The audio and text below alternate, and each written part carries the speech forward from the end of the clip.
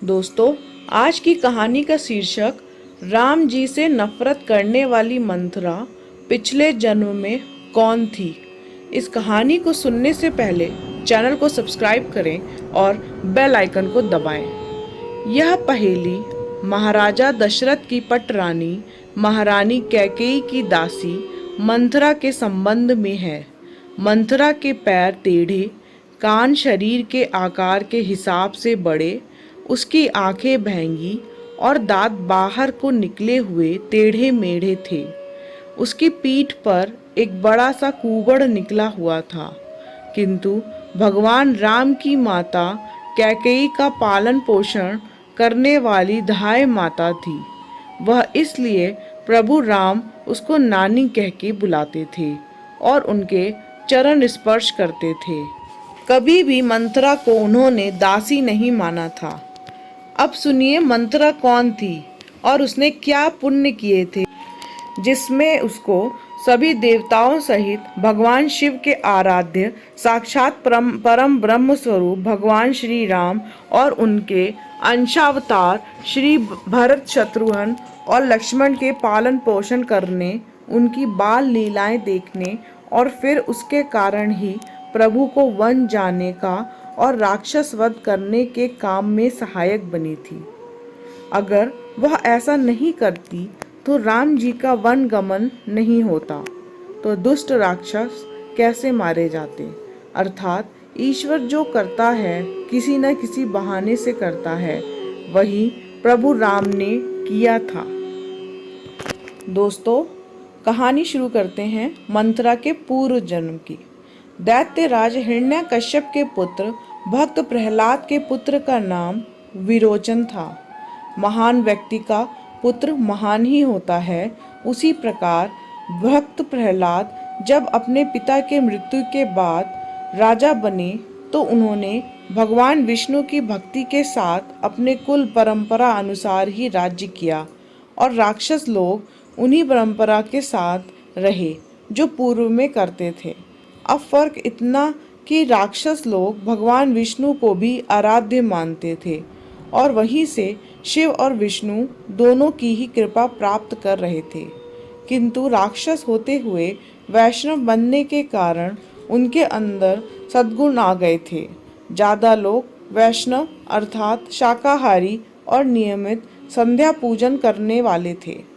अतः धर्म की वृद्धि हो रही थी, अधर्म समाप्त हो रहा था। जब भक्त प्रहलाद थोड़े बूढ़े हो चले और उनका पुत्र विरोचन बड़ा हो गया तो उन्होंने विरोचन को राजा बना दिया और स्वयं संन्यास लेकर प्रभु भक्ति में पूरी तरह से संलग्न हो गए। महाराज विरोचन एक महान प्रतापी वीर और दानशील राजा थे।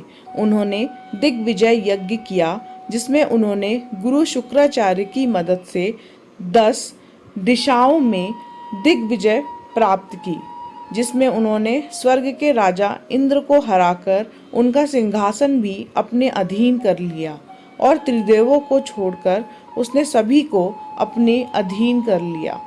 महाराज विरोचन का नियम था कि वह सुबह उनके स्नान, ध्यान, संध्या वंदन के पश्चात जो भी याचक ब्राह्मण आते थे उनकी मनचाही मुराद को पूरी करते थे।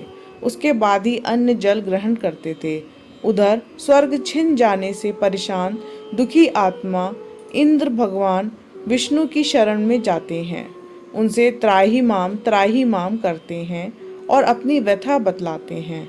भगवान विष्णु द्रवित हो जाते हैं और इंद्र को बोलते हैं कि एक धर्मपरायण राजा विलोचन, जिसने आज तक कोई पाप किया ही नहीं बल्कि आप जैसे शत्रुओं को हराकर उसने जीवन दान दिए हैं, तो भला मैं क्यों और कैसे उसका वध कर सकता हूँ।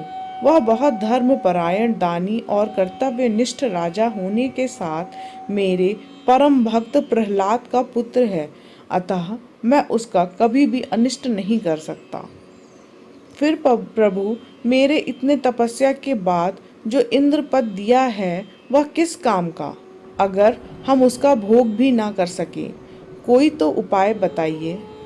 प्रभु विष्णु ने उपाय बतलाया कि विरोचन बहुत बड़ा दानी है, सुबह जो भी उसके पास याचक जाता है खाली नहीं लौट सकता। आप सुबह ब्राह्मण वेश में जाकर स्वर्ग मांग लो। और उपाय बताकर प्रभु ने अपनी आंखें बंद कर ली और पुनः योग निद्रा में सो गए। इंद्र ने सुबह ब्राह्मण का रूप बनाया और विरोचन जहाँ पूजा कर रहा था वहीं अलख जला दी। और फिर जब मांगो शब्द सुना तो इंद्र के मन में कपट आ गया। उसने सोचा इससे स्वर्ग मांगकर मिल जाएगा, किंतु फिर मुझे कौन पूछेगा, कौन पूजा करेगा। लोग मुझे दान में मिला राज्य का उलाहना देंगे। अतः मैं स्वर्ग न मांगकर इससे इसी की मृत्यु मांग लेता हूँ। उसने राजा से संकल्पित होने की प्रार्थना की और कहा, संकल्प करो कि अपनी बात से नहीं फिर जाओगे। राजा हंसकर संकल्प उठा लेता है और कहता है कि अब मांगो। इंद्र ने कहा कि मुझे आपका सर चाहिए राजा विरोचन। वचन से बंधे थे, संकल्पित थे, अतः बोले कि आप ब्राह्मण तो नहीं हो सकते, आप अपनी पहचान बताइए। इंद्र ने टाल मटोल किया। फिर विरोचन बोलते हैं कि अगर मैंने अब तक कोई पाप नहीं किया तो इस ब्राह्मण बने व्यक्ति का असली चेहरा सामने आ जाए। अब क्या था। डरा सहमा हुआ इंद्र सामने खड़ा था। दिग्विजय करने वाले महाराज हंस पड़े और इंद्र से यह कह के कि छल से तुम मेरा वध करवा रहे हो, किंतु ज्यादा दिन तक राज्य भोग नहीं कर पाओगे, क्योंकि मेरी संतान तुमसे इस कपट का बदला अवश्य लेगी। और ऐसा कह के विरोचन ने अपनी तलवार से अपनी गर्दन काटकर इंद्र को दान देख के मृत्यु को प्राप्त हुए। यह दृश्य देखकर राजा के दोनों बच्चे, एक पुत्र बलि जो कालांतर में महादानी महाबली बना, जिसके घर याचक बनकर स्वयं प्रभु वामन रूप रखकर आए, और दूसरी संतान पुत्री विरोचना, दोनों आर्तनाद करते रोते बिलखते हुए वहां आते हैं।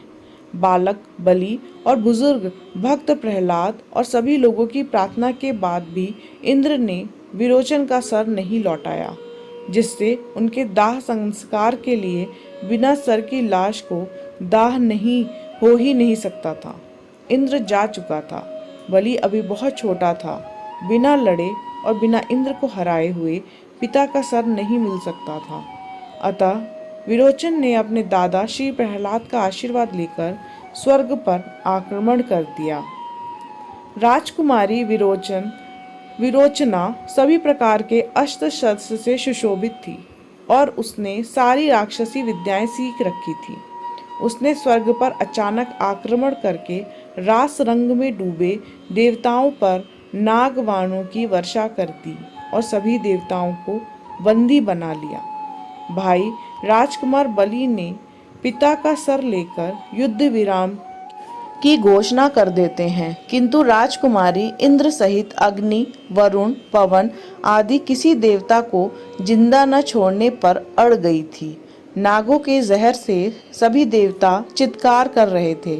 देव माता अदिति अपने पुत्रों की रक्षा के लिए राजकुमारी से अनुनय विनय कर रही थी। अपने आप को उनकी दादी होने की गुहार लगा रही थी।